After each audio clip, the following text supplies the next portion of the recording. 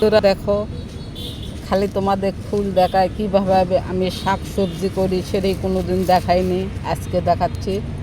এখানে আমার এই যে কলম শাকগুলো ছিল, এগুলো আমি তুলে ফেলে দিলাম, দিয়ে এই মাটিটা আমি রেডি করেছি। এই মাটির ভিতর গোবর সার দেব।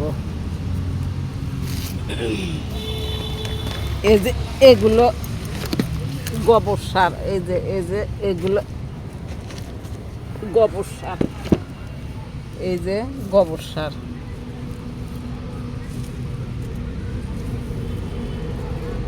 এই যেভাবে দিলাম। আজকে আমি একা ভিডিও করছি, আমি কি কাজ করছি এটা আপনাদেরকে আমি দেখাবো, আর কিচ্ছু না। এই যে দেখেন, এভাবে রেখে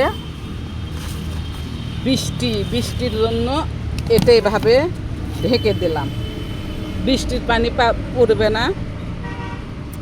তারপরে 15 দিন পর কপি লাগাবো, বাঁধাকপি, তখন আপনাদের আবার দেখাবো। আল্লাহ হাফেজ।